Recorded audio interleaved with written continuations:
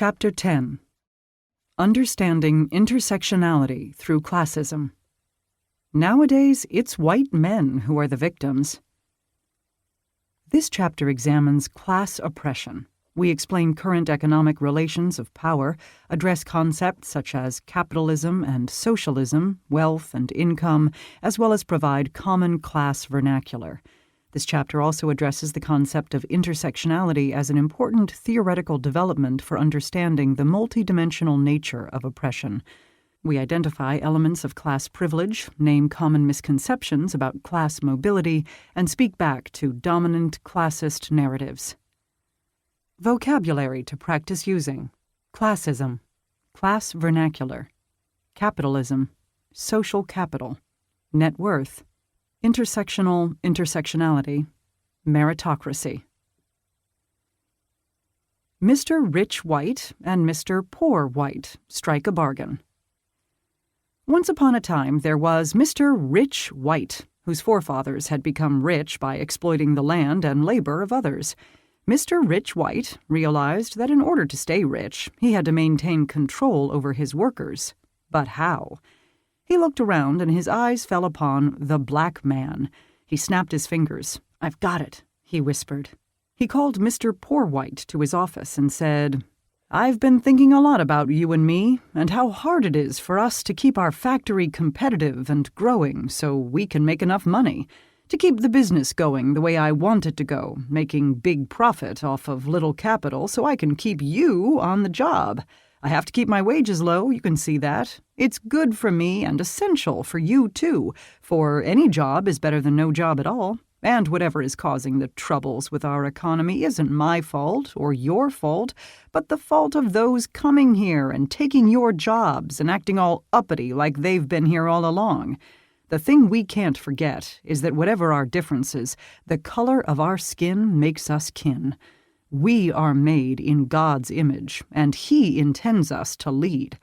We are the chosen, and we can't let others, like the black man, push us out of our place. And when I say black man, I'm not discriminating because I also mean the Latino man whose job is to pick our crops, and the Asian man who builds our railroads, and the indigenous man whose land we will take and use properly. He just wastes the land, letting it sit there. As for the women, everybody knows that the Bible ordained her place as secondary to ours. That's just nature. Men must always rule over and take care of the women. The way I see it, there are two jobs that need doing. Somebody has got to tend to making the money, to jobs, credit, prices, hours, the politicians, and so on, and you are too low class to do that, or else you'd be rich like I am. And somebody has got to tend to the black man. Keep him in his place. So, how about I boss the money, and you boss the black man? Don't worry about what I do, but here's what you do. Anything to show you are the boss, you can do, as long as you don't touch my business. You can decide where he will live, what schools he will go to, and what books his children will read. If science scares you, remember that you don't have to accept it. This is God's country, and a free one at that. If you get restless when you don't have a job or your children are sick, just remember your lot is a damn sight better than the black man's. If you need to let off some steam and rough some up now and then, go right ahead. I will make sure the law overlooks it. But don't expect to see me in the crowd. Now, if some other Mr. Poor Whites are fool enough to forget that they are white men, I'm willing to put up plenty of money to keep the politicians talking, and I don't mind supporting a demagogue or two. Of course, I'll ensure the media keeps everyone distracted. Long as you keep the black man out of your unions, we'll give you the pick of whatever jobs there are. And if things get too tight, you can take over his jobs too. Because remember, any job is better than no job at all. If you keep your end of the bargain, I will make sure that you're always better off, even if only slightly, than the black man. And Mr. Rich White and Mr. Poor White thought they'd made a good bargain. Of course, Mr. Poor White didn't really have much choice, but no matter how hard things got for him, at least he would always be better off than the black man. It was hard at first for Mr. Poor White's labor to keep being exploited by Mr. Rich White, but getting to be the boss of someone else started to feel good and helped him hold up his head. Because the black man reminded Mr. Poor White about what he'd done, he hated and feared him. and that hatred and fear helped Mr. Poor White continue with the bargain. It never occurred to Mr. Poor White that the black man could help him raise his wages and make the business work fairly for both of them. As time passed, Mr. and Ms. Middle Class White also had a role in the bargain. They became the lawyers, social workers, teachers, professors, doctors, judges, managers, advertisers, journalists, and celebrities, the mediators of the agreement. They settled disputes, administered policies, taught the children, and tended to the social services Mr. Poor White and the black man would need, all while keeping everyone entertained. But sometimes Mr. and Ms. Middle Class White felt bad about their role in the bargain. "This can't go on," they'd say. They were worried about freedom and democracy, which many of them still believed in. They called their worry multiculturalism, or diversity, or the achievement gap, or social justice. They wore T-shirts and safety pins to show their worries, but in truth they were more worried about getting the best for their children, securing their property values, and maintaining their position between Mr. Rich White and Mr. Poor White. They feared what integration would mean for that position, and it was certainly better to be Mr. and Ms. Middle Class White than Mr. Poor White or the black man. In the end, despite their worries, they always decided that segregation was best. After all, wasn't it just human nature to prefer to live near your own? Segregation enabled them not to see the methods used to keep the black man away from their neighborhoods and their jobs, and not to feel as badly about the bargain. But they knew not to say aloud what they didn't want to see or feel. Mr. Rich White knew what was in their hearts, and smiled. What is class? Stop. Remember, in the same way that terms such as feminism have been reduced to simplistic caricatures, for example, feminazis, so has the terminology of Marxism and socialism. In recent years, activist movements have returned some legitimacy to this terminology. In thinking about language as political, we want to ask ourselves how our perceptions are shaped by the terms we use and who those perceptions serve. As with all forms of social division, social class is a human construct. The division of labor that characterizes class did not emerge until the Neolithic era, approximately 8,000 to 10,000 years ago. This period of human history was marked by agricultural advancement and land settlements by human population, prior to which many human communities were nomadic hunter-gatherers. This era is sometimes described as the agricultural revolution and resulted not only in settlements of land, but in the organized, systematic production of crops that could be harvested, shared, traded, and sold to others. Where once resources might have been scarce or difficult to gather, they were now more plentiful and the outcome of increasingly managed processes. According to the foundational social class theorist Karl Marx, this era of collective agricultural output created the initial divisions of labor that form the basis of class division: those who own the land, whom he called the bourgeoisie, and those who owned their labor, whom he called the proletariat. Class divisions today might arguably be drawn back to these same binary groups: those who own the resources of a society and create the rules of exchange and ownership, and those who trade their bodies, their minds and hands, to work, and whose opportunity for work depends on the increase of capital which the bourgeois control. Stop. Remember, oppression is less about numbers and more about inequity in historical, ideological, cultural, and institutional control. The wealthiest people are a numerical minority, yet wield an extreme amount of power in social institutions. An example of owner control is the fight for minimum wage. When workers organize to raise the minimum wage, they are told by the owners that the prices of goods must then be increased, hours cut, or people laid off. What is rarely questioned is why the owners cannot tolerate making slightly less profit. For example, in 2012, the average CEO in the United States was paid 354 times what the average worker in their corporation earned, 354 to 1, and 774 times what full-time minimum wage workers made. Chief executives took home, on average, $11.7 million annually in 2012, while the average employee earned $35,293. In Canada, the gap is 206 times wider, 206 to 1. These are the highest gaps between workers and owners in human history. Illustrating how astronomically this gap has widened, in 1968, the gap between workers and CEOs was 20 to 1. When workers ask for a living wage and owners threaten to take their jobs away or lament how raising wages will hurt the economy, the effect is to shift our focus away from the owners and back onto the workers, who are essentially being blamed for income inequality. When owners threaten to take away workers' livelihoods, workers back off. For, as Mr. Rich White warns, any job is better than no job at all.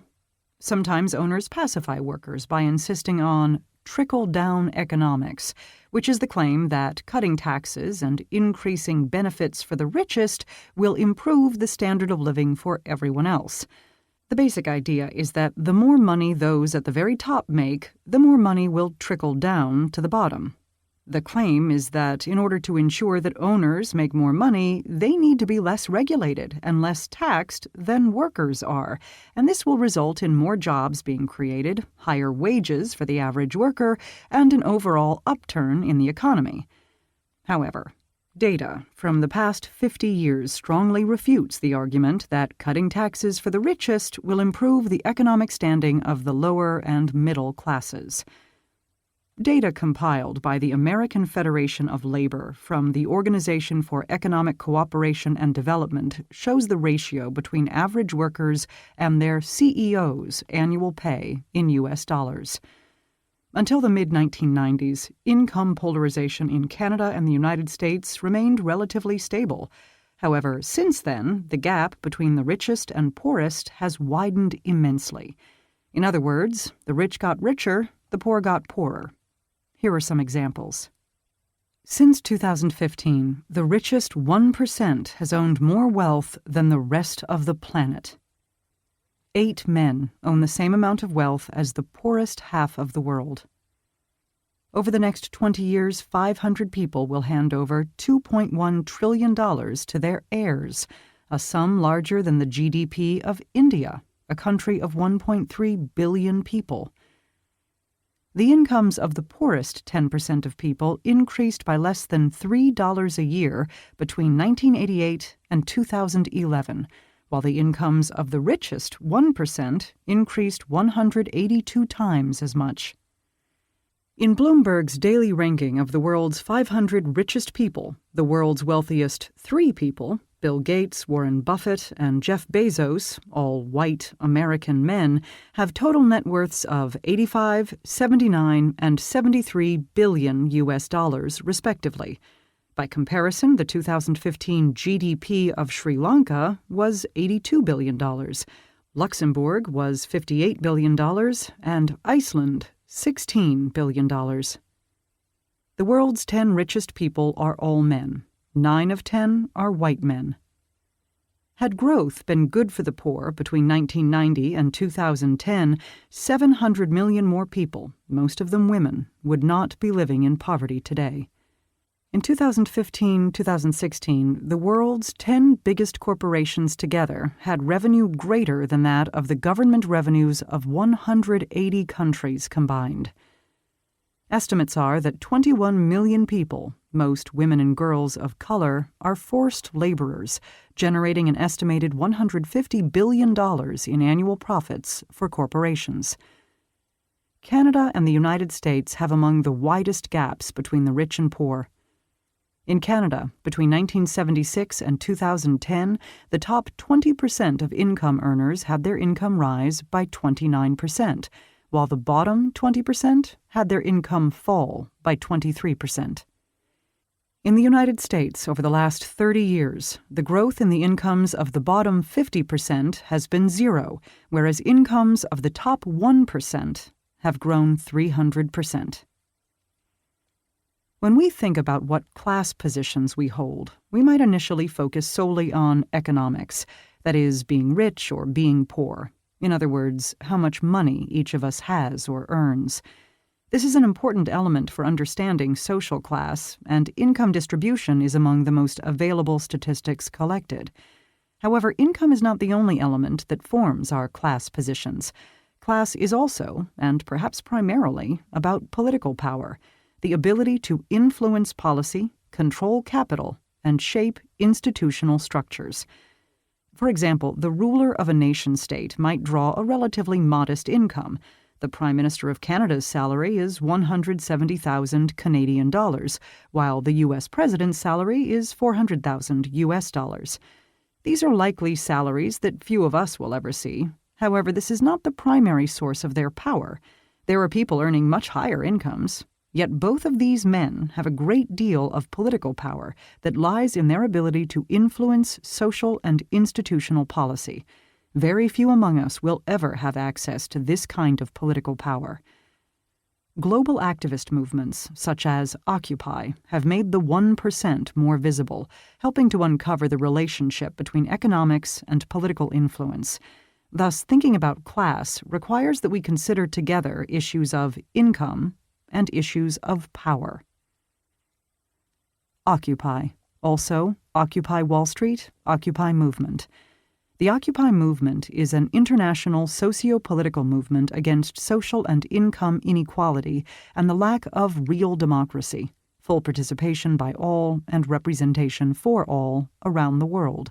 Its primary goal being to advance social and economic justice and new forms of democracy. Class. The system of relative social rank as measured in terms of income, wealth, status, and/or power. Class refers to relative social rank in terms of income, wealth, status, and/or power. Classism is the systematic oppression of poor and working-class people by those who control necessary resources: jobs, wages, education, housing, food, services, medicine, cultural definitions, and so on. Classism is held in place by a system of beliefs that ranks people according to economic status, breeding, job, and level of education. Discourses of classism present upper-class people as naturally smarter and more articulate than lower-class people. Upper-class people define what's normal, acceptable, and intelligent. Their ideas, values, and culture form the canon of what is considered high-class culture. Think opera, golf, literature, as compared to low-class or popular culture. Think WWE, county fairs, reality television. Classism. The institutional, cultural, and individual set of practices that assign differential value to people according to their socioeconomic status, SES. Classism ensures inequality between classes. Common class vernacular. While there are no universal rules about what makes someone poor versus working class versus middle class, there are some common trends in the usage of class terminology that are important to understand. For example, in political discourse, we frequently hear politicians talking about protecting the middle class, and activists refer to the 1% or the 99% and wanting to help the poor. But what do these terms mean? As discussed before, classism captures the overall dominance of the owning class over all other classes. As with all forms of oppression, classism exists on binary terms, in this case, rich versus poor.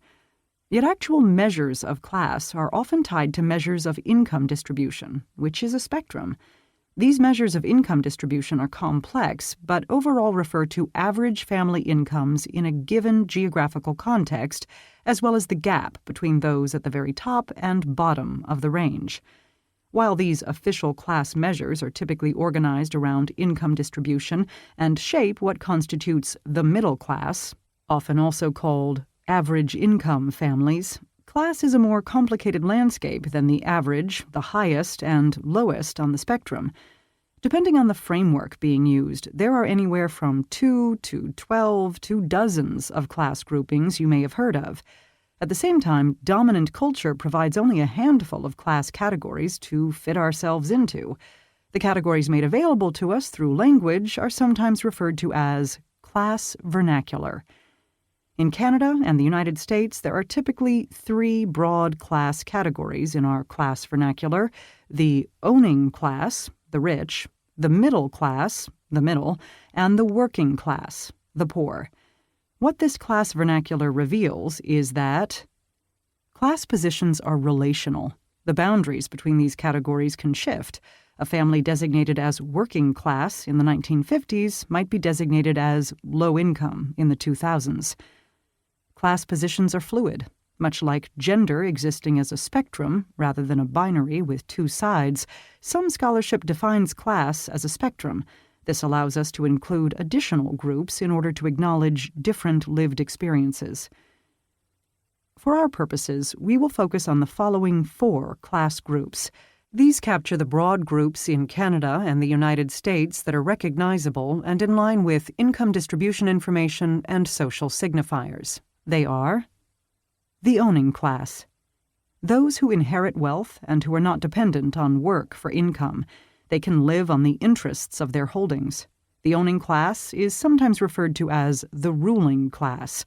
Although the ruling class might have a lot of wealth and not much actual income, they have a great deal of political power and ability to influence government.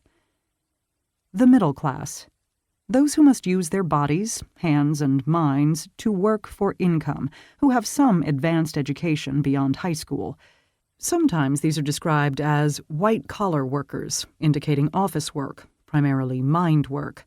Generally, middle-class people are able to own their homes and expect their children will go to college. The working class, those who must use their bodies, hands, and minds to work for income, who have typically high school education and possibly some trade schooling. Sometimes these are described as blue-collar or pink-collar workers, indicating physical jobs, primarily body work, such as policing, trade labor, plumbing, carpentry, secretarial, and food services. They may only be able to rent rather than purchase a home and are often unable to help their children go to college.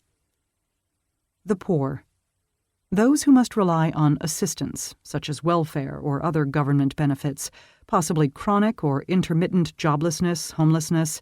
They may also be minimum wage workers who fall under the federal poverty line, sometimes called the working poor. Some scholars argue that the poor are not a class per se, but a condition. The condition of poverty is more likely to impact the working class than the middle or owning classes because the working class have less of a safety net. We have chosen to keep this category in our class vernacular list because it is a recognizable social discourse, especially in media, and has a particular function in the oppression of working people. Capitalism is the name given to the economic system by which resources and means of production and profits are privately held, for example by corporations and shareholders, as opposed to jointly or publicly held. In contrast, socialism is the name given to the economic system by which resources are jointly held and profits shared.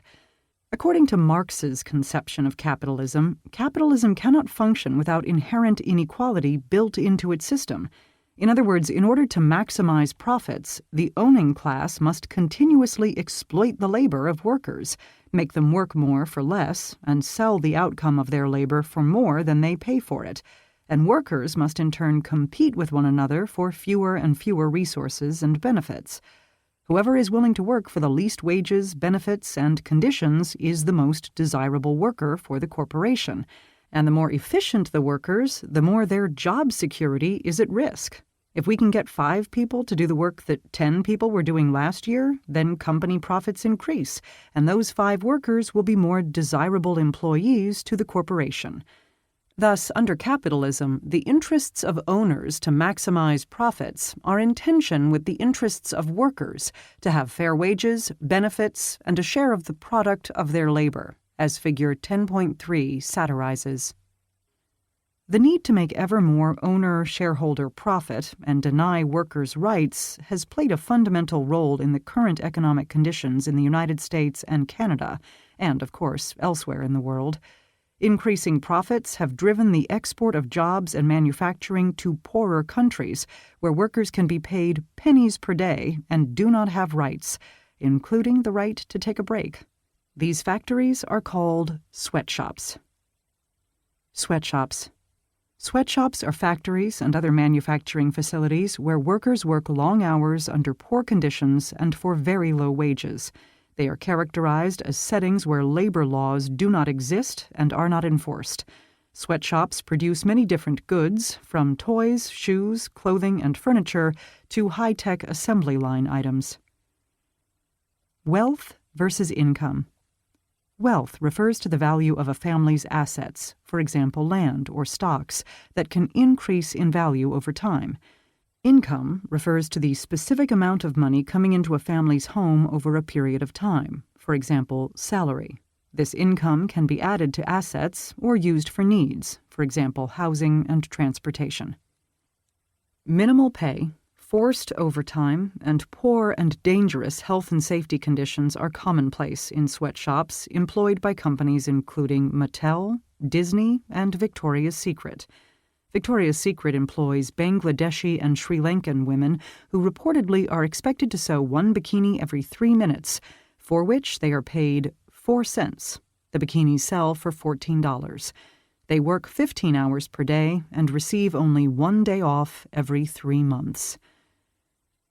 As workers strategize and use their limited resources to pressure corporations for more equitable conditions via collective action, unionization, work slowdowns, the owners strategize and use their abundant resources to stop them. For example, union busting, dividing workers from each other via bonuses and privileges to a select few, controlling the message via networks of power such as government and media, threatening to fire workers and hire workers who will work for less, and lobbying politicians to deregulate. Perspective check. Remember, if workers' rights are respected, sweatshops could actually help poor countries. For example, in Honduras, the average clothing sweatshop worker earns $13 per day, and yet 44% of the country's population lives on less than $2 per day. Look for fair trade labeled products. Fair trade labels ensure higher salaries and better working conditions, as well as higher social and environmental standards. Class socialization. Class is about money and power. But it is also about culture. Different class groups have different cultural norms and patterns associated with them. So how do we each learn our class positions as well as the class positions of others? Or, because class is also a form of our cultural identity, we might ask how we learn to perform our class and to read and understand the class performance of others. There are 2 key sites where a majority of this learning occurs: school and media. School and class messages. Scholars have explained how mass public schooling is about more than subject matter education. It is also about ideological socialization. In Chapter 2, we reviewed Jean Annion's study comparing school children from working, middle, and affluent class schools, and learned how children are schooled to conceptualize knowledge and their relationship to it, based in part on the school curriculum they receive. As the histories of both Canada and the United States show, the requirement for mass schooling has always been about more than education.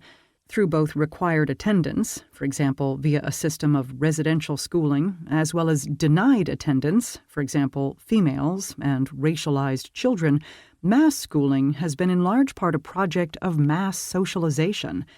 In fact, compulsory mass schooling is a relatively new social idea in Western nation-states.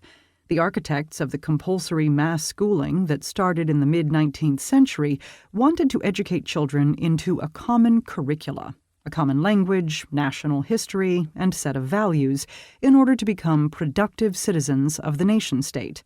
Thus, we may rightly ask, whose language, history, and values were the framework into which all children were required to fit?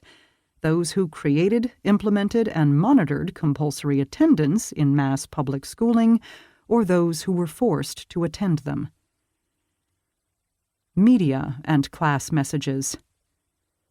Media is another primary institution socializing us about what it means to be owning class, middle class, and working class. 2 key elements of this institution in relation to class messaging are the consolidation of media ownership, control by fewer and fewer entities and therefore more homogeneous messaging, and the class representations that circulate through media. In other words, who is in the position to control the messages, what are those messages, and how do they serve the interests of those who control them? Media consolidation is an issue around the globe. As multinational corporations have bought up other companies, there are fewer and fewer corporations owning more and more of the news and entertainment that we consume. As of 2012, 90% of media outlets, print, radio, TV, internet, were owned by 6 corporations.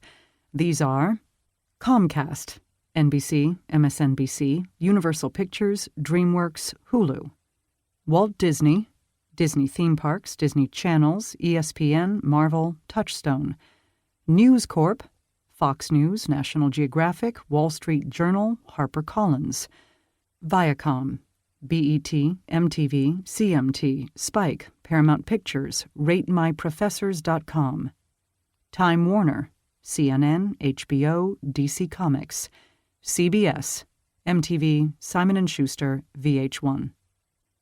Once we understand that media consolidation necessarily limits the range of perspectives available to us, we need to examine how media represents class. To do so, try a brief thought experiment. As you read your favorite magazines and gossip blogs, read reviews of films you plan to see, watch videos of your favorite pop songs, concerts, and endorsements from superstars, consider how these forms of representation are classed. For example, consider work. What work is presented? Who is doing what kinds of work? Paid work as well as unpaid work, and how do they seem to feel about it? How are speech and accents classed? Which accents and speech patterns are considered low class? Which are sophisticated or romantic or threatening? Who wears business suits and who wears other uniforms? How do people move? How are various movements classed? How do race and gender inform how we understand class embodiment? How is food classed? Who eats organic? What does farm-to-table mean? What about alcohol? Which beers are high class and which are associated with low class? What kind of leisure activities do the various classes engage in? Who goes to the symphony? Who skydives? Who goes to monster truck shows and watches the WWE? All of these cues are telling us what it means to be working, middle, or owning class. Now consider what class the people who generate these images, the writers and directors, most likely occupy. In other words, who is in the position to represent class? While media messages may not deliberately set out to teach about class, how the various class groups are represented, or absent altogether, is a critical part of our class socialization. Social mobility, the idea that one can move from one class position to another. Common misconceptions about class. We live in a classless society where anyone can make it. From very early on in school, we are taught that anyone can make it if they try, and that the West is the land of opportunity. We are told rags to riches stories, from Cinderella to Sam Walton, and that we live in a classless society. The myth of the American dream is so powerful that research shows the vast majority of Americans, over 70%, overestimate class mobility and believe that personal motivation is more important to mobility than the state of the economy or the economic circumstances they are born into. In addition to strictly economic reasons for class immobility, such as net worth, class immobility is also influenced by class culture. The cultural norms we are socialized into relate to the class we are born into, and this ensures that we will be most comfortable in and surround ourselves with people who share our class culture. The schools we go to, the neighborhoods we live in, the jobs we aspire to, all reinforce our class positions and who surrounds us. While some people will change class, they will be the exception rather than the rule. The rags to riches story, so beloved and repeated in Hollywood, is unlikely in real life. Only 6% of children born to parents with income at the very bottom rise to the very top.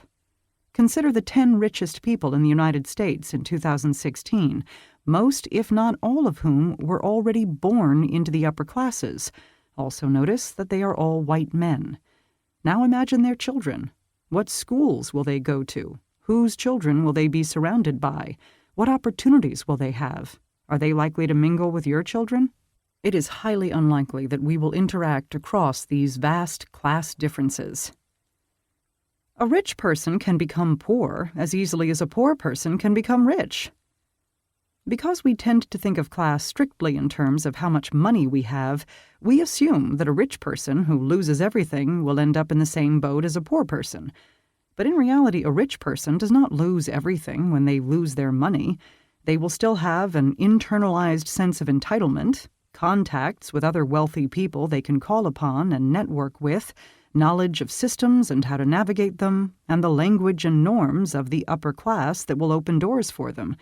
In other words, they do not lose their cultural capital.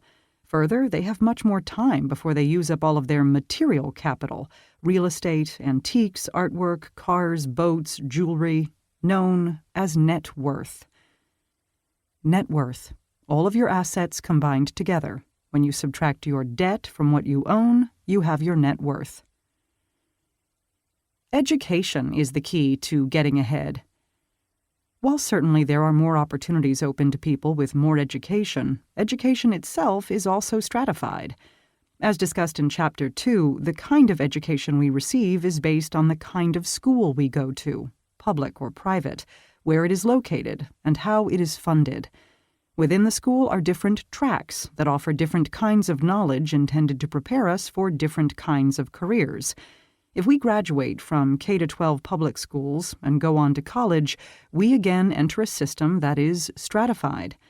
Consider the difference between a 2-year college with a focus on the trades and a student population from the local community and an Ivy League university with wealthy students from all over the world, many of them legacy, i.e., students whose parents also attended and therefore were automatically accepted.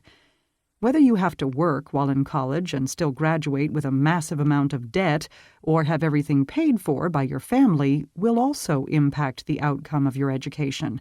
Which doors your education opens is greatly impacted by the status of the school you go to.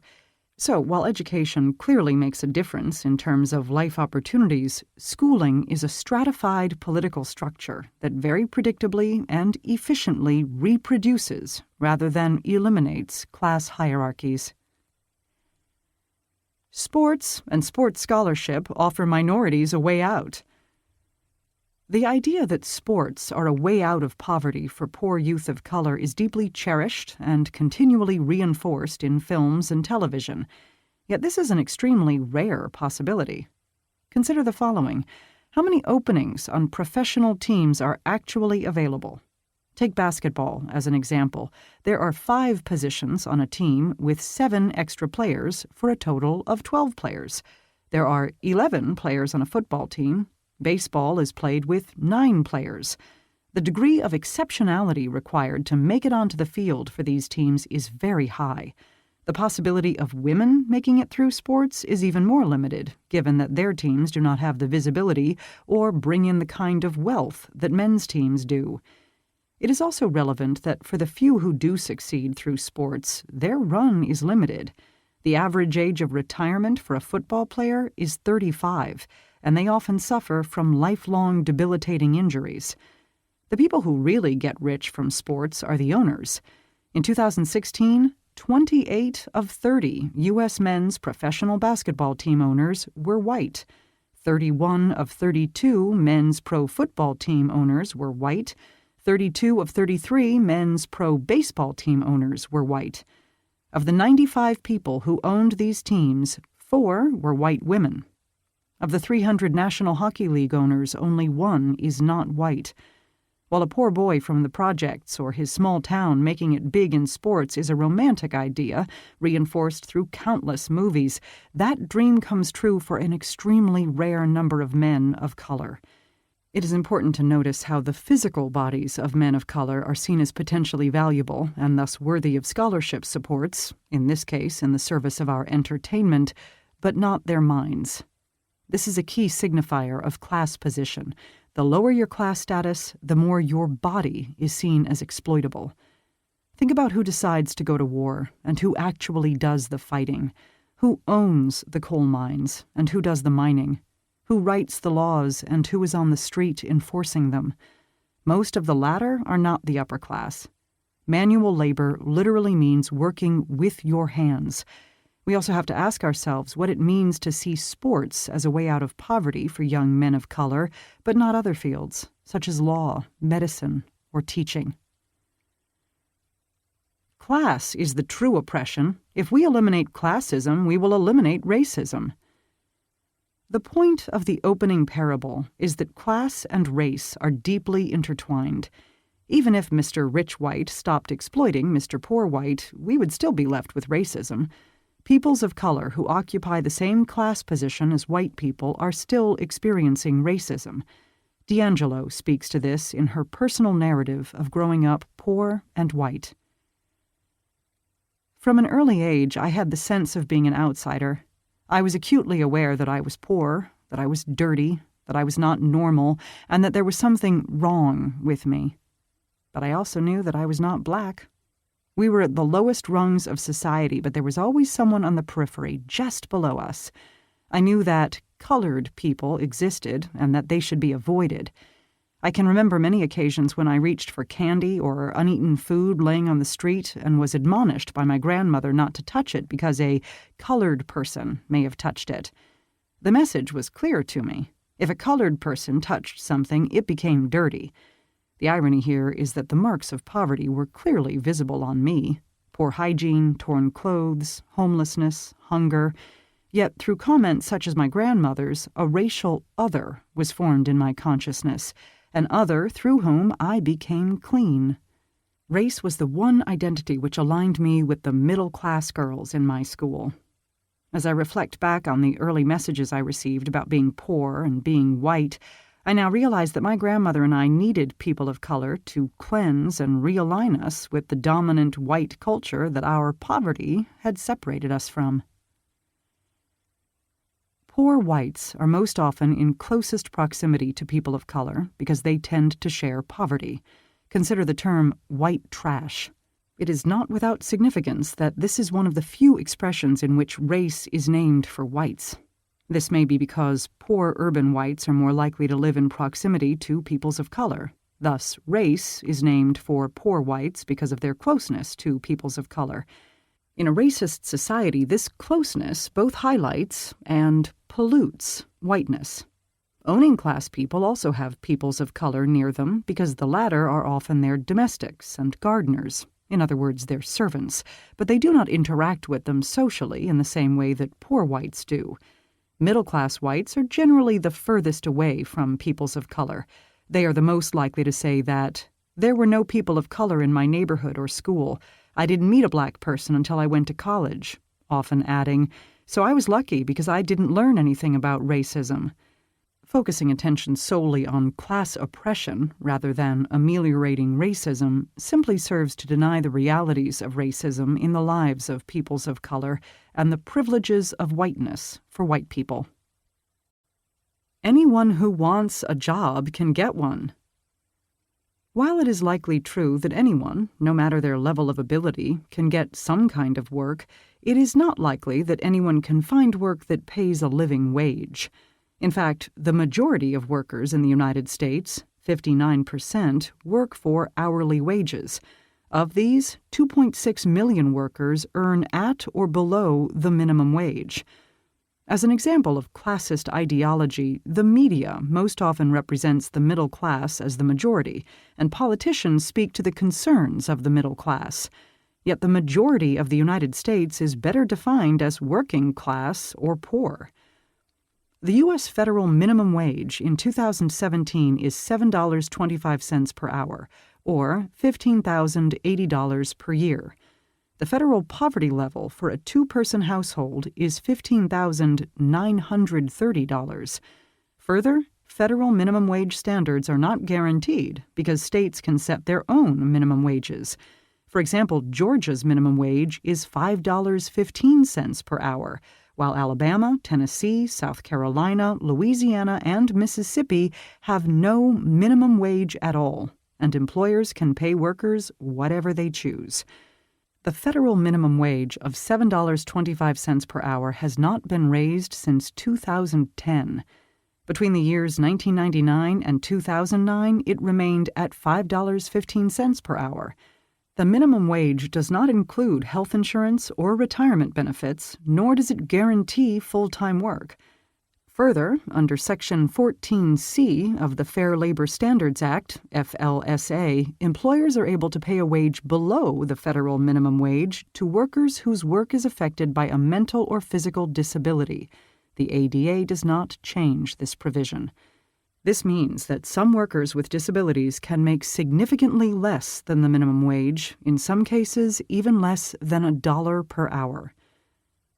Congress sets the federal minimum wage, and efforts to raise it are regularly defeated by congressional representatives. It is worthy of note that the House of Representatives is 81% male and 80% white, and the Senate is 80% male and 94% white, while white men are 34% of the U.S. population. Members of Congress earn $174,000 annually in base salaries. Their salaries include access to a comprehensive health insurance and retirement package. 51% of congressional representatives are millionaires. Comparatively, in Canada, the minimum wage is set provincially and, as of 2004, ranges from 10 to 11 Canadian dollars, approximately $7.50 U.S. dollars. Some provinces, such as Saskatchewan and Manitoba, allow persons with disabilities to be paid lower than the minimum wage. In 2013, 6.7% of Canadian workers worked for minimum wage, a higher percentage of workers than in the United States, where 3.3% of hourly wage workers worked for minimum wage. Women, as a group, make up 60% of minimum wage workers in Canada, mostly in retail, food, and accommodation industries. Further, while the minimum wage number seems high, its buying power determines whether it is a living wage. The Low Income Measure, LICO, is a common way that poverty is measured in Canada.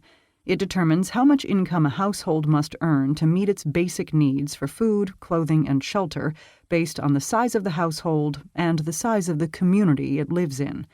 The LICO in 2012 for a two-person family living in a metropolitan area of about 500,000 people was $29,440 before taxes. Taking $10 an hour as the average minimum wage for 2012, a worker working a 40-hour week without any sick or vacation days would have earned $20,000 for a 50-week working year, putting them below the income threshold if only one member of the family is working. People just need to work hard and not expect handouts. Most people understand that minimum wage work is among the hardest. It tends to be physical, of lower status, and exceptionally grueling. For example, fast food, retail, factory, and agricultural work. Further, a person working at minimum wage to support a family will likely need to work more than one job. To say that these people do not work hard is grossly unfair.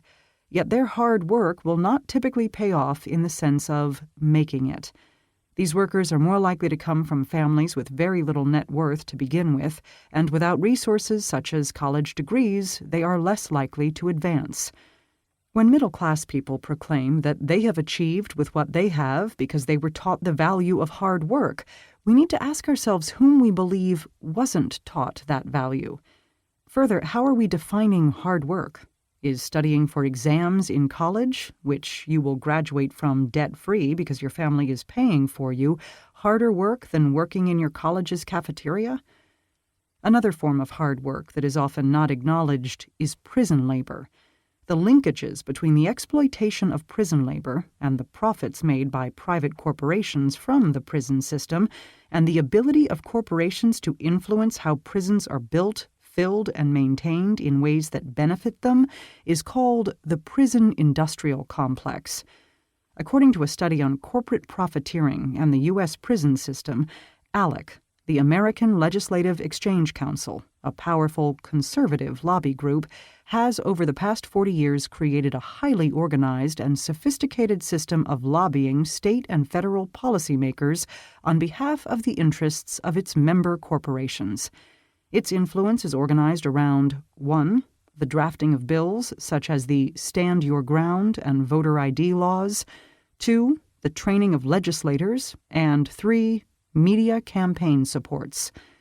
In their review of leaked documents that included 800-plus ALEC model bills, the study's authors found that ALEC lobbied to expand the private prison industry in the following ways: by expanding the use of private prisons and their goods and services, such as food services, telecommunications, and pharmaceuticals, by promoting the use of prison labor, which had been illegal until the ALEC-supported Prison Industries Act of 1995, and by increasing the size of the prison population by expanding definitions of crime and increasing likelihood of incarceration and recidivism. At a time when state-level incarceration rates are somewhat decreasing, ALEC has begun to turn its attention to immigration and detention centers as a new stream of income for its corporate members. It is important to note that as we write this second edition, the incoming White House administration campaigned on a law and order and anti-immigration platform that is likely to reverse decreasing incarceration rates and create the need for more prisons and detention centers. Since policy changes in the 1970s, the U.S. prison population has exploded into the largest in the world. The U.S. represents just 5% of the world's population, yet holds 25% of the world's incarcerated population. The United States incarcerates 693 people for every 100,000 residents, more than any other country in the world. When the incarceration rates of individual U.S. states are considered separately, 32 states and Washington, D.C., have incarceration rates higher than that of Turkmenistan, which, at 583 per 100,000 residents, is the nation with the second highest incarceration rate in the world.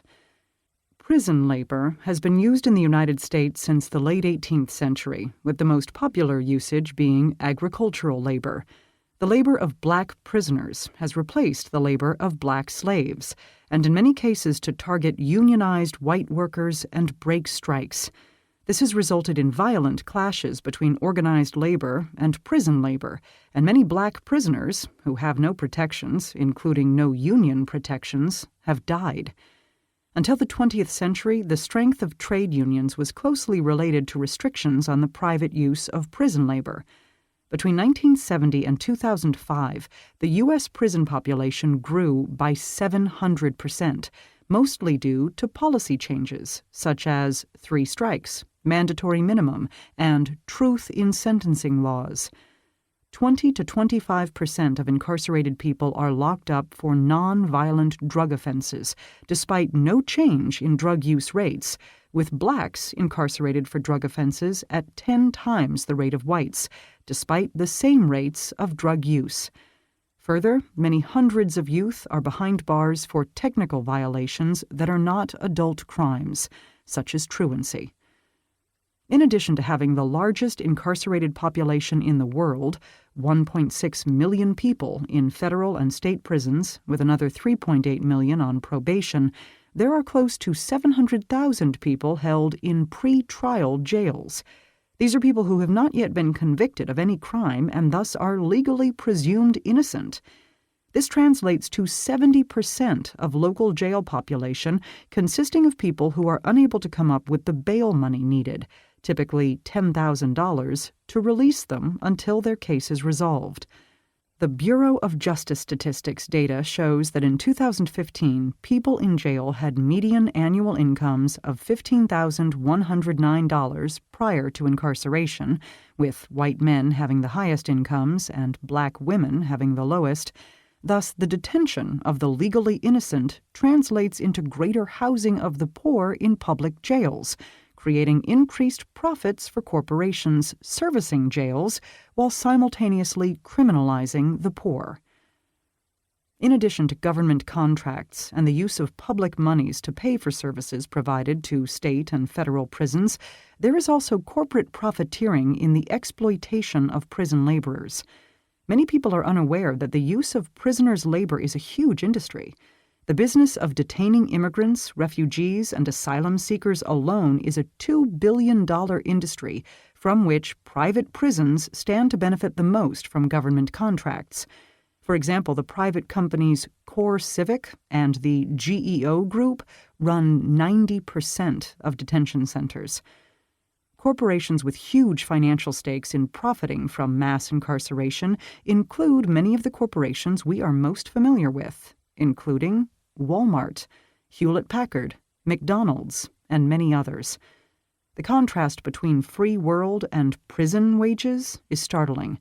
Federal prisoners are paid 12 cents to $1.15 per hour, while state wages range between 13 cents and 32 cents per hour.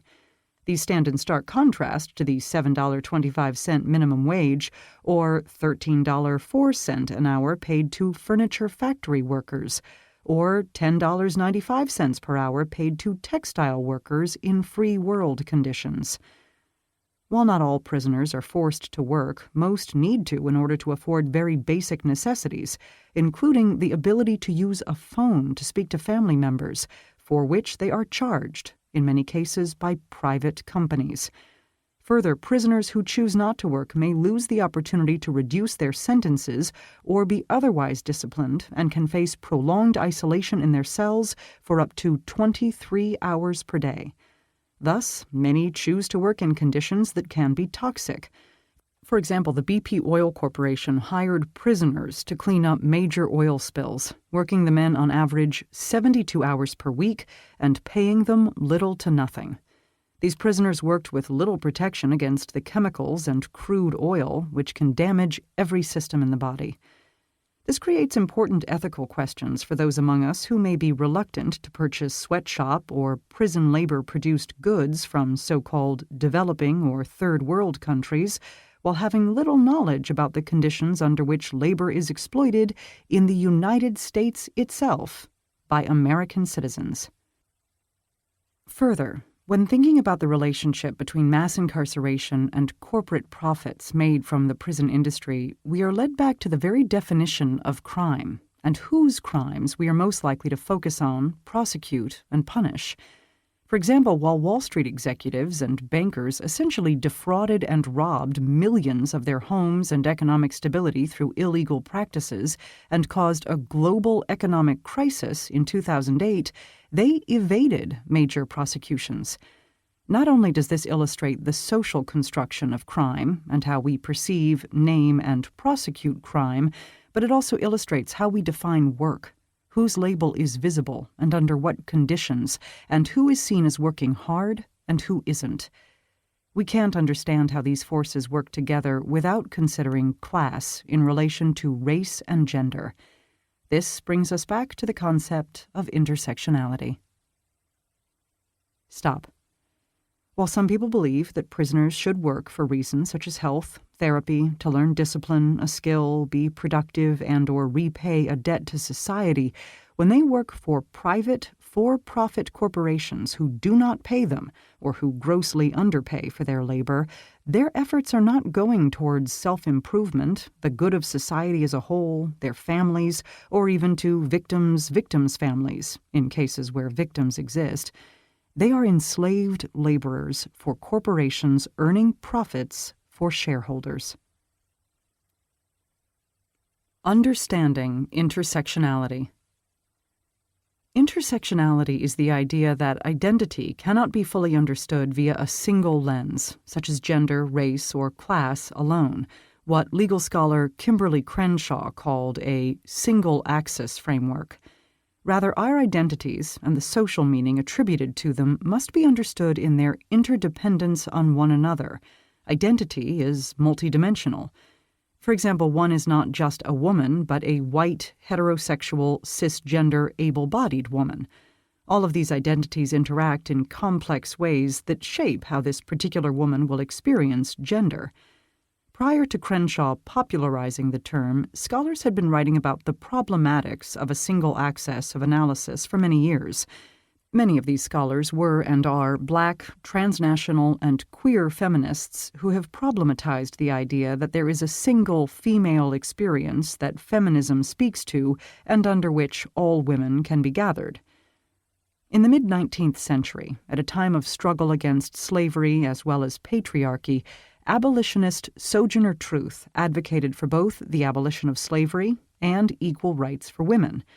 In a famous speech she gave in 1851 at the Ohio Women's Rights Convention, known as the Ain't I a Woman speech, Truth expressed concern that abolitionists were focused primarily on the issues of Black men to the exclusion of Black women and issues of women's political rights.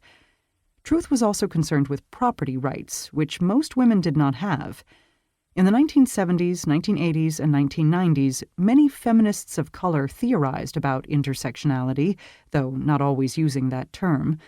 Among them were the Combahee River Collective of Black feminist activist scholars, such as Kathy Cohen and Angela Davis, and artist activists, such as Audre Lorde and Alice Walker, who examined the intersections of gender, sexuality, and race. Other Black feminists also continued the theorizing and interrogation of lived intersectionalities in such institutions as justice, education, and the family. Transnational feminists, such as Chandra Mohanty and Inderpal Grewal, challenged the notion that there was an essential experience of womanhood and examined the experiences of women living under colonialism. Among the issues they were concerned with was the fetishizing of non-Western bodies. Chicana feminists, such as Gloria Anzaldúa and Norma Alarcón, critiqued the nature of borders, nationhood, and belonging under multidimensional axes of difference including gender, sexuality, class, status, and language. Asian feminists, such as Grace Lee Boggs, Yuri Kochiyama, and Celine Perias-Shimizu. Indigenous feminists, such as Paula Gunn Allen and Lee Maracle. Queer feminists, such as Andrea Smith and Judith Butler, and Crip feminists, such as Kim Q. Hall and Nirmala Erveles, all contributed, and some continue to contribute, to our collective understanding of intersectional oppressions. This is by no means an exhaustive list. Our intention is to illustrate how widely the issues related to intersectionality of race, gender, sexuality, ability, class, and other identities have been examined, and that the role that women, and women of color in particular, have played in this theoretical examination. This is important because much of class theorizing has been centered on the work of male scholars. Yet, intersectional theorizing has not only informed academia, but also contemporary activist movements such as Occupy, Black Lives Matter, Standing Rock, and Idle No More. When Occupy, women's rights, or gay rights activists gather around a single issue, the tensions of intersectionality inevitably arise. For example, in the early AIDS crisis of the 1980s, the programs and outreach created in response did not take into account the barriers different communities faced. Peoples of color with HIV were dealing with racism as well as homophobia, yet existing programs were based on white cultural norms and networks. Indeed, the sympathetic face of HIV/AIDS is a gay, white man. Without an intersectional analysis, peoples of color with HIV were left out of drug trials, educational campaigns, and support systems. In many major cities, they were forced to start their own organizations or be left behind. As activists who may be part of such movements, there are some strategies you can consider, including some of the key tenets of intersectionality. Social inequality cannot be understood by examining categories such as gender, race, and socioeconomic status in isolation. For example, Sarah is white, cis-female, heterosexual, able-bodied, working class, and middle-aged. To understand her experience under sexism, she also has to take into account her experience under racism. While she is female, she is most particularly a white female. Thus, her experience under sexism will be different than a black female's experience. While she is disadvantaged under sexism and will face barriers rooted in patriarchy, she still benefits from racism. Racism is not a form of oppression she will face.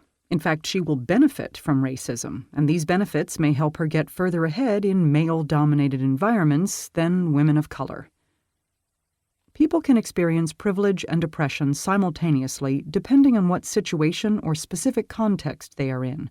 So, while Sarah may be paid less than a white man in her workplace, she will likely be paid more than a black woman in that same workplace.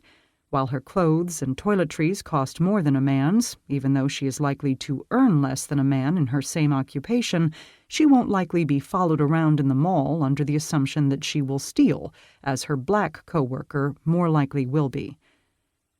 Intersectionality is more than a theoretical standpoint. It is intended to build coalitions among diverse groups so that their actions are more equitable and effective. Imagine what could be accomplished if Mr. Poor White from our opening parable had joined with the black man to challenge the exploitation by Mr. Rich White. An intersectional analysis of oppression requires that we attend to these tenets.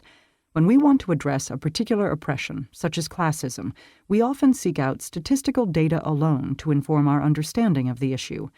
But doing so from this single lens limits our understanding. If we add an intersectional analysis, our understanding of classism deepens and becomes multidimensional.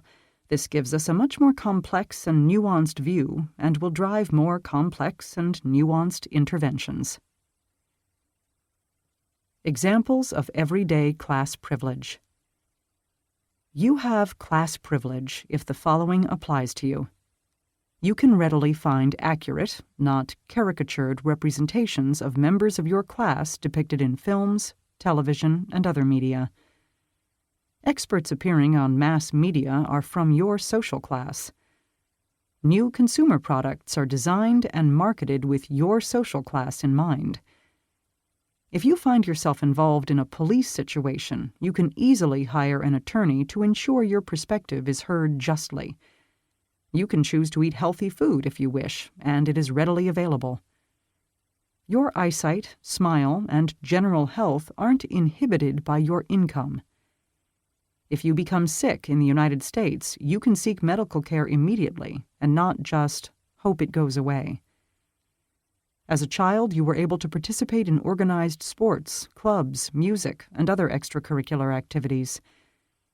Your decision to go to college and the type of college you choose wasn't based entirely on financial determinants. Your parents are college graduates and could help you navigate the application process, as well as pay for college and living expenses. An annual raise in pay at your job is measured in dollars, not cents. Whenever you've moved out of your home, it has been voluntary, and you had another home to move into. Class may arguably be the foundational form of oppression, as it is ultimately about the distribution of resources. This does not mean, however, that if we eliminate class, all other forms of oppression will disappear, but that we cannot understand social inequality without understanding class. How we justify the distribution of resources is shaped and rationalized by how we socially construct various groups and our ideas about what these groups do or don't deserve. Given this, we have barely scratched the surface of the complex ways that classism works. However, our goal has been to provide a basic framework for understanding classism so that we may continue the lifelong work of personal reflection, political analysis, and ultimately, action. Common classist beliefs. Our early and continual socialization into our class positions makes it challenging to break free from the hegemony of dominant narratives. We speak back to some of the most challenging of those narratives here. Immigrants are stealing our jobs. Immigrants do not and cannot steal jobs. Rather, immigrants tend to cluster in the very vocations and jobs that locally born people don't want to do. These immigrants are hired by companies who choose to hire them and who benefit from their cheap or exploited labor. The work they do is typically the most grueling, demeaning, and dangerous work that others have refused to do, or that unionized workers have collectively bargained against doing under unsafe conditions. If immigrant workers are undocumented, they cannot complain about working conditions or unjust practices. This benefits the corporation, not the workers. The companies who exploit immigrant labor are whom we should be concerned with, not those being exploited. The discourse of immigrants stealing jobs puts attention on the actions of the vulnerable and away from the actions of the powerful. Poor people should stop having so many babies. This claim rests on the assumption that women have complete control over their bodies and receive no pressure from society to be sexual, much less pressure or even force from men to engage in unprotected sex. Further, many of the forms of birth control available to women can be dangerous, faulty, expensive, and difficult to access. Perhaps the simplest, cheapest, and safest form of birth control beyond abstinence, which again assumes women are the sole decision-makers in whether or not they have sex, is the use of condoms. But condom use depends on men being willing to use them. The claim that the poor should stop having babies is particularly interesting in the face of ever-increasing curtailment of women's reproductive rights and options. These limitations go so far as to decrease funding for organizations that give birth control or family planning information. For example, in 2017, the U.S. president has reinstated and expanded the Global Gag Rule of 1984, a policy that blocks federal funding to international non-governmental organizations that provide abortions, family planning services, or information about family planning. This expansion includes global health assistance programs across all departments and agencies. This means that the Global Gag Rule will now not only apply to organizations that receive family planning funding, but also to foreign NGOs that receive funding to work on a broad range of health programs, including HIV/AIDS, the Zika virus, malaria, tuberculosis, nutrition, and maternal and child health. It is important to note that most of the arguments for limiting women's reproductive rights are rooted in religion, despite a professed separation of church and state. It is also important to notice how class is at play in who we believe should not have too many children, who is valorized for being a stay-at-home mom, and who is vilified for staying home while raising children. Social class plays a powerful role in these judgments. It's easy when you get a government handout every month.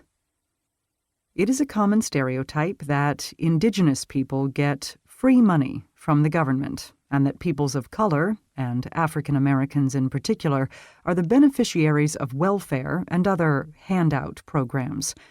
Further, it is a common stereotype that these groups cheat these programs. When considering this belief, we need to look at several interrelated dynamics: historical oppression, what programs are actually available, and who uses them. When we think of historical oppression toward Indigenous peoples in Canada and the United States, and African Americans in the United States, we might consider the following in terms of stolen goods. It is by no means an exhaustive list. African Americans. Kidnapping. 246 years of enslavement and brutality. The rape of black women. Torture, separation of families, selling of children, forbidden to speak their own language or practice their religion, forced Christian conversion, medical experimentation, slave codes and black codes, mandatory segregation, lynching, murder and mob violence, imprisonment and forced labor, disempowering black entrepreneurs, bans on marriage and imprisonment for interracial couples, redlining to profit banks and real estate brokers, documented discrimination in employment, biased laws and policing practices, white flight, cultural erasures and attacks, subprime mortgages, racist media representation, mass incarceration, and education inequality. Indigenous peoples.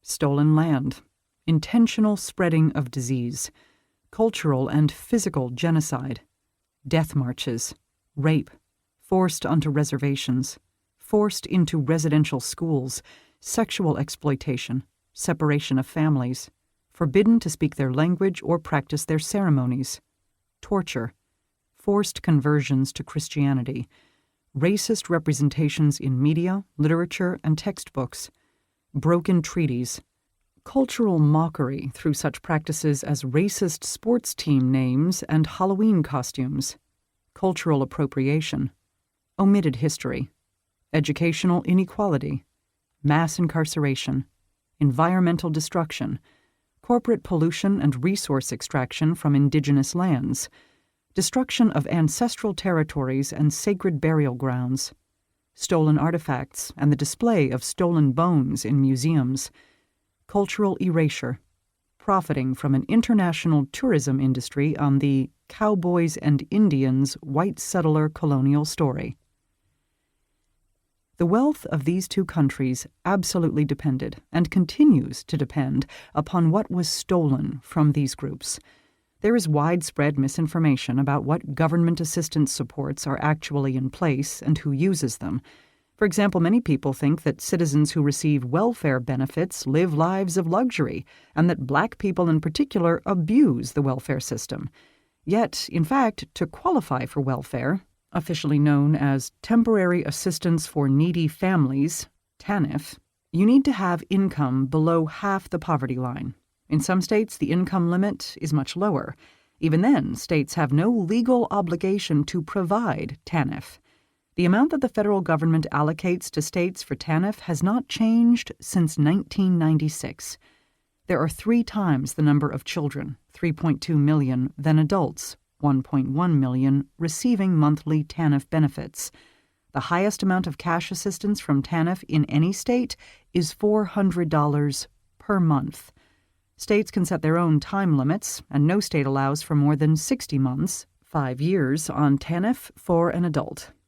In addition to how temporary, meager, and tenuous TANF support is, the percentage of people using TANF is roughly the same by race.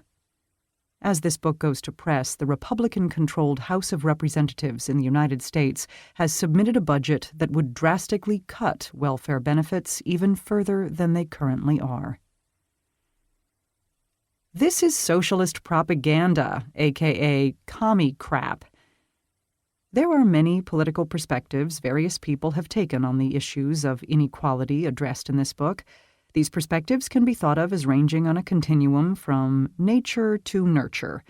Nature arguments claim that inequality is natural or biological, and thus will always be with us. Positivism. Nurture arguments claim that inequality is constructed by society and thus can be changed. Constructivism. While this book takes a constructivist stance, we recognize the difficulty of ever fully separating nature from nurture. Thus, the question we offer when developing your own perspective is, who or what does this narrative serve?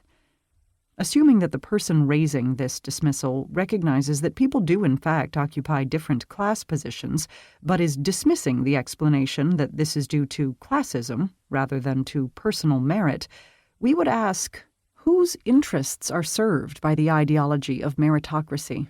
The owning class? The middle class? The working class? This is class warfare. The term class warfare is frequently raised when class inequality is questioned. Traditionally, it refers to the tension and antagonism between the various classes. Today, it behooves us to notice who is in the position to disseminate widely their use of the term and to what effect. Certainly, activists marching in the street have carried signs referring to class warfare, but the most common usage that circulates throughout society comes from commentators on news shows and politicians. These commentators and politicians most typically represent the upper classes and invoke the term when tax breaks, deregulation, subsidies, and other welfare programs and loopholes are questioned. Given the negative association with the term and the lack of an understanding of how class works in society, invoking the charge of class warfare effectively silences, or at least invalidates, further exploration. Yet when we understand how classism works, we understand that the actual direction of class warfare has already been directed toward the poor and working classes. In fact, as discussed earlier, rather than ameliorating class inequality over time, class inequality has grown to a level never before seen in human history. Questioning a system that has allowed the concentration of wealth into fewer and fewer hands is not class warfare, but rather class education and awareness in the pursuit of greater justice. We need to stop putting labels on everything. When thinking about the pressure to not name a social reality, consider the various issues that were once taboo but have now become more acceptable to discuss. A key aspect of gaining acceptance has been the ability to openly explore the issue. For example, younger listeners may not be aware that it was once taboo to talk about cancer, as it once was to talk about AIDS. Today, it should be clear that not only must we talk about cancer and AIDS if we are going to be able to support those who have it, but that opening the conversation has also released resources that are critical to eliminating these diseases.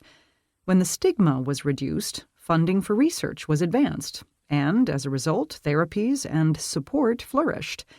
Today, people living with cancer or AIDS have a radically different experience than in the past. There are myriad support programs, cutting-edge medications and therapies, and less stigma. In other words, there is a relationship between talking about issues and the ability to address them. Silence has never moved interventions forward.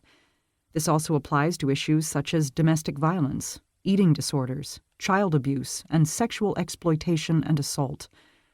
We live in a society in which our class positions profoundly shape our access to resources in far-reaching and inequitable ways. We cannot achieve more equity if we do not understand how it is reproduced and our role in that reproduction. Again, we must ask ourselves, who does it serve to not name classism? The opening of this chapter is based on Lillian Smith's 1949 parable titled Mr. Rich White and Mr. Poor White Strike a Bargain. Smith used satire to name and critique how white men of the owning class used white men of the poor and working class to secure their positions. In essence, the bargain was that the owning class would continue to exploit the poor and working class of all races, but reward the white people of these classes with the additional resource of whiteness. The African-American scholar W.E.B. Du Bois posed the question as early as 1935, why have working-class blacks and whites not found common cause in their shared suffering at the bottom of the social ladder? Roediger argues that whiteness is a symbolic wage that has pacified the white working class by allowing both psychological and tangible, albeit limited, rewards. This wage also draws the white working class's resentment to those below rather than above them. Smith's parable captures this dynamic and offers us the following lessons about class and its intersections with race and gender. Given that class is a key axis of social inequity, we must continually ask whose interests are served by particular class narratives. Had Mr. Poor White considered how his race was used against his economic interests, he might have found more rather than less economic leverage and empowerment. Discourses that we cherish and believe to be true, rags to riches, the myth of upward class mobility, and critiques of classism as class warfare or socialist propaganda prevent critical thinking and action, thereby holding class inequity in place. We each play a role in the class system. While Ms. Poor White, the black woman, and others were not part of the parable, we must not assume that they have no part to play. The exploitation of the poor by the rich requires that the middle class look away, for example, in our consumption of cheap goods produced via exploited labor, and that Ms. Poor White exploit the black woman rather than build coalitions with her around their shared interests. While Ms. Poor White has been placed below Mr. Poor White, she too is still above the black woman in the classist order. To challenge and ultimately dismantle classism and its intersections with other forms of oppression, we must be willing to look at these issues rather than avoid them. No one is outside of these systems. Discussion questions. 1. In your own words, what are the differences between wealth and income? What are the differences between capitalism and socialism? 2. Many people say, "My parents worked hard for what they have." Practice speaking back to this narrative from a social justice framework. 3. Pick an institution. For example, government, prisons, policing, healthcare, schooling, media, and practice explaining how class manifests in that institution. That is, how are the owning class, middle class, and working class represented? What kind of influence does each class have? For example, who does what work within it? Who profits from that work? Who makes the rules and policies? Whose work is visible and whose isn't? Who creates and benefits from the discourses that are circulating about class in this institution? 4. Examine the Capitalist Pyramid political comic published in 1911. To what extent has the class pyramid changed in the past 100-plus years? Provide specific examples. Extension activities. 1. Look at the labels on 3 items you used the most today. For example, clothes, shoes, technology, or food. Track down the corporate chain between you and the producer. Where was the product made? What are the working conditions under which the product was made? How much did you pay for it? How much does the average worker who made the product earn? Under what conditions? How much did the corporation make for its shareholders in profits? 2. We have named many feminist scholars whose work is foundational to understanding intersectionality. Identify 2 of these scholars and select a work from each to compare and contrast. What core tenets of intersectionality are illustrated in their writings? 3. This chapter argues that contemporary activist organizations, such as Idle No More and Black Lives Matter, draw on the foundational theorizing of scholars, artists, and activists who preceded them.